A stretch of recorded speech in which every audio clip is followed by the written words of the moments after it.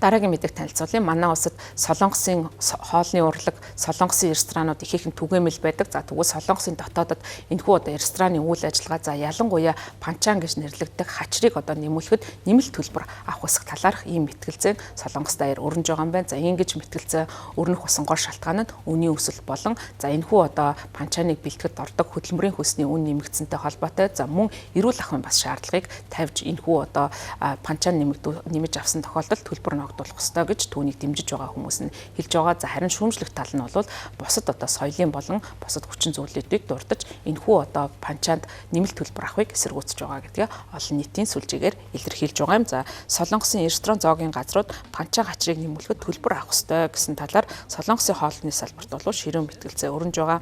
Хөдөө аж ахуйн бүтээгдэхүүний үн өссөн явдал нь ашгийг бууруулж байгаатай холбогдуулан жижиг рестораны эзэдийн зүгээс Солонгосын хоолны соёлын нэг хэсэг болох панчаан буюу хачрыг нэмэлт үн төлбөргүйгээр хэдэн удаа ч гэсэн хамаагүй нэмж авч болдог байсныг халах саналыг гаргаж байгаа юм байна. Ресторануудын онлайн форум дээр энэ асуудлаар бол хилцэлэг өрнөж байгаа панчаан нэмж авах төлбөртэй болох талаар санал асуулга явуулж байгаа юм байна. За рестораны эзэд санхүүгийн дарамт нэрмэтсэнийг гол шалтгаан болгож дурдж байгаа.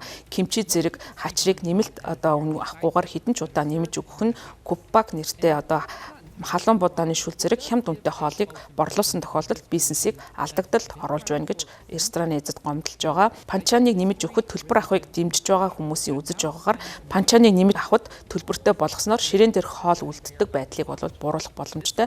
Зарим үйлчлүүлэгчид ихэвчлэн үнэгүй хачир захиалж идээд идэлгүй үлдээдэг учраас нэмэлт панчааныг төлбөртэй болгосноор үйлчлүүлэгчид зөвхөн идэх хэмжээрээ хачрыг захиалах боломжтой болно гэж харж байгаа юм байна. За харин нэмэлт хачир төлбөр авахыг эсэргүүцэгч нь ийм алхам хийх нь соёлын хувьд саад бэрхшээлтэй тулгарч болзошгүй гэж үзэж байгаа юм байна. За хачир нь Солонгосын хоолны салшгүй хэсэг учраас үнийн өсөлтөд ад хилдийн нэрвдэд байгаа үйлчлүүлэгчдийг үргээх эрсдэлтэй гэдгийг анхааруулж байна. Үйлчлүүлэгчид энэ алхмыг практик гэхээсээ илүү харин харамт сэтгэлийн илрэл гэж үзэж болох юм а гэж мэдгдсэн байна. За дэмжигч эсэргүүцэгчдийн саналыг аль нэг нь тусгасан дундын хөлбөр бас гараад байгаа юм байна. Нэмэлт гачрыг үнгүй өгөхийн хамт хөдөлмөр их шаардсан хоолны зүйлүүдээс илүү их төлбөр авахар тухайн асуудлыг зохицуулах боломжтой гэж дундын хөлбөрийг дэвшүүлсэн. За нэмэлт гачрыг үнэтэй байх талаар маргаан нь түүнийг дагалдсан эрүүл мэндийн асуудлыг дахин бас сөгсөн байна.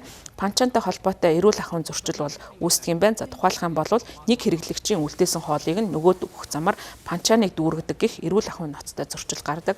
COVID-19 сар тахлын үед ийм зөрчил буурсан боловч практик дээр ийм зөрчил гарсан хэвээр байгаа юм байна. Хэрвээ ийм зөрчил гаргасан тохиолдолд Солонгост ресторан зоогийн газруудын үйл ажиллагааг нь зогсоодог юм байна. Эрүүл мэндийн мэрэгчлэнүүдийн хэлж байгаагаар өөр хүний шүсээр бохирдсон хоол унд хэрэглэх нь гепатит А, ходоодны хорт гавдар зэрэг ноцтой эрсдэл учруулж байгааг анхааруулж байгаа юм. Хорт гавдрын судалгааны олон улсын агентлагийн мэдэгдэж байгаагаар H. pylori буюу хеликобактерийн нэгдүгээр бүлгийг хорт гавдар үүсгэгч нян гэж үздэг бөгөөд хеликобактерийн халдвар авснаар ходоодны хорт гавдар үүсэх одоо эрсдлийг 2 дахин нэмэгдүүлдэг юм байна. Солонгосын уламжилт нийтийн хоолны соёл болох нэг тоогооноос шүл хувааж идэх нь хеликобактер тусах эрсдлийг нэмэгдүүлж байгаа учраас ариун цэврийн стандартыг сайжруулах шаардлагатайг мэрэгчлэнүүд онцолж байгаа юм.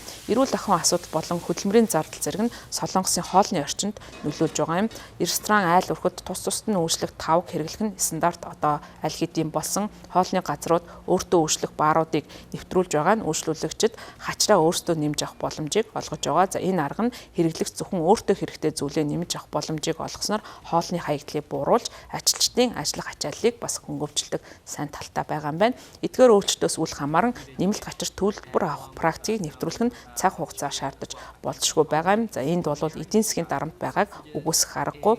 Орц найрлагын материалын үн өсөж байгаа, хоол бэлтгэж шаардлагатай хөдөлмөрийн өртөг нэмэгдсэн зэрэг давхар ачааллыг даван тулж чадахгүй улмаас панчаан өгдөгөөр алдартай Солонгосын уламжилт хоолны ресторанууд Солонгост олноороо хаагдаж байна гэсэн ийм мэдээлэл олон нийтэд түгж байгаамаа.